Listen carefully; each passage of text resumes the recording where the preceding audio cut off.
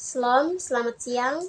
Nama saya Asarina Alamalai, mahasiswa dari program studi pendidikan guru sekolah dasar semester 1 Universitas Tribuana Kalabahim.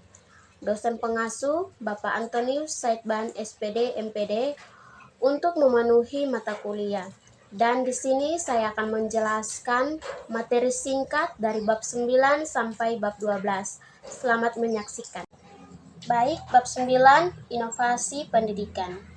Di mana dalam pengertian inovasi pendidikan adalah bidang pendidikan atau inovasi untuk memecahkan masalah pendidikan.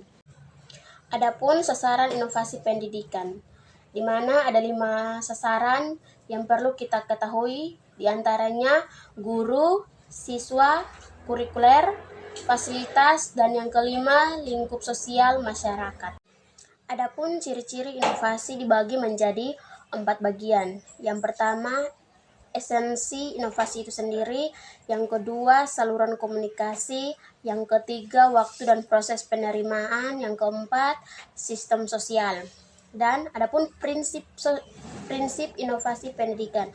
Yang pertama, inovasi memerlukan analisis berbagai kesempatan dan keuntungan yang terbuka. Yang kedua, inovasi sifatnya konseptual dan perseptual. Yang ketiga, inovasi harus dimulai dengan yang kecil. Dan yang keempat, inovasi diarahkan kepada kepemimpinan atau keperlaporan. Yang dampak inovasi pendidikan. Ada beberapa dampak inovasi pendidikan. Yang pertama, bidang teknologi komunikasi mempunyai peran yang sangat penting dalam bidang pendidikan, antara lain yang pertama muncul media massa, khususnya media elektronik sebagai sumber ilmu dan pusat pendidikan. Kedua, bidang informasi dan komunikasi. Yang ketiga, bidang sosial dan budaya. Yang keempat, peraturan penerimaan peserta didik baru atau PPDB dengan sistem zonasi. Yang berikut ada beberapa landasan. Adapun landasan terbentuknya pembelajaran Merdeka Belajar. Berdasarkan kondisi tersebut, maka dapat membuat jiwa. Yang keempat, peraturan penerimaan peserta didik baru atau PPDB dengan sistem zonasi. Adapun landasan terbentuknya pembelajaran Merdeka Belajar. Banyak siswa yang merasa jenuh akhirnya tidak acuh saat guru menjelaskan mata pelajaran ketika kegiatan belajar mengajar sedang berlangsung. Bahkan semua respon kondusif atau mata pelajaran yang diajarkan oleh guru yang killer. Justru siswa akan terlihat ekspresif ketika sedang belajar seni dan budaya. Adapun ciri-ciri pembelajaran berbasis kompetensi. Yang pertama, menekan pada ketercapaian kompetensi siswa baik secara individual maupun klasikal. Yang kedua, berorientasi pada hasil belajar dan keberagaman. Yang ketiga, penyampaian dalam pembelajaran menggunakan pendekatan atau metode yang bervariasi. Baik, kita masuk di bab 11 yang dengan prekop strategi pelibatan keluarga. Di mana strategi pelibatan keluarga di satuan pendidikan melibatkan atau mempromosikan kesiapan sekolah, pertumbuhan sosial, emosional, sikap positif terhadap sekolah, dan keberhasilan akademis.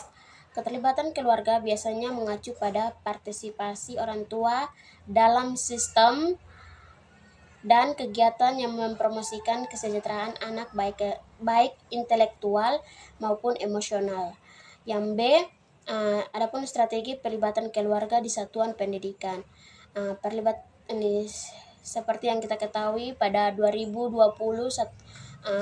persebaran virus corona yang masih di berbagai negara memaksa untuk melihat kenyataan bahwa dunia sedang berubah. Kita bisa melihat bagaimana perubahan-perubahan yang sedang terjadi, baik itu di bidang teknologi, ekonomi, politik, hingga pendidikan di tengah krisis akibat COVID-19. Maka dari itu, UNESCO mencatat setidaknya 1,5 miliar anak usia sekolah yang terdampak COVID-19 di 188 negara, termasuk 60 jutaan diantaranya ada di negara kita, yaitu negara Indonesia. Ada beberapa tantangan nyata yang harus segera dicarikan, dan solusinya adalah yang pertama, ketimpangan teknologi antara sekolah di kota besar dan daerah. Yang kedua, keterbatasan kompetensi guru dalam pemanfaatan aplikasi pembelajaran. Yang ketiga, keterbatasan sumber daya untuk memanfaatkan teknologi pendidikan seperti internet dan kota.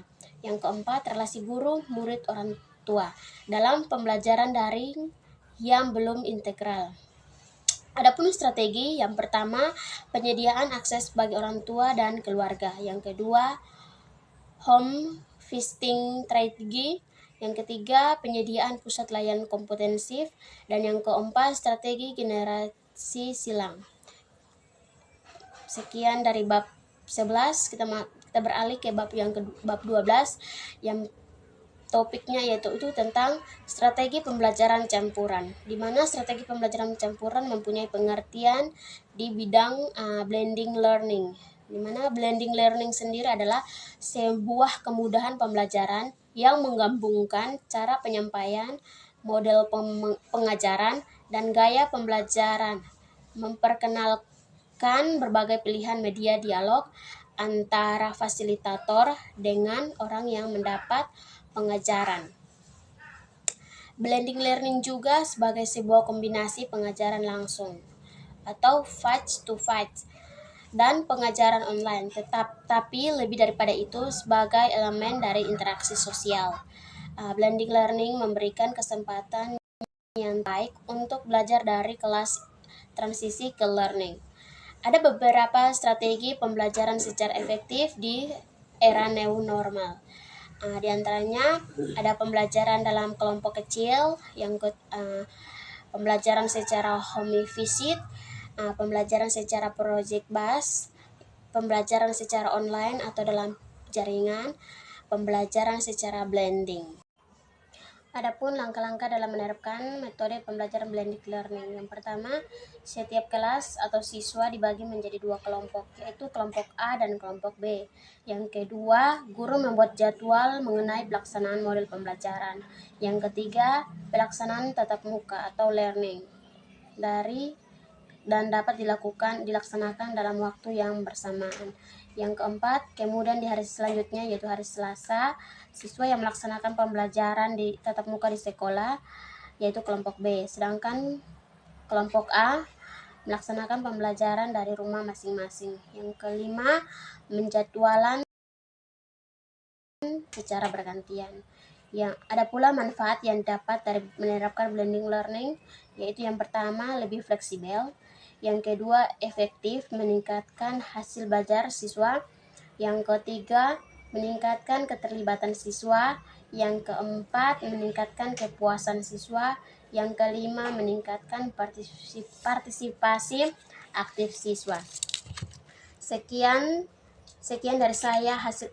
dari presentasi saya limpahkan. Terima kasih dan shalom.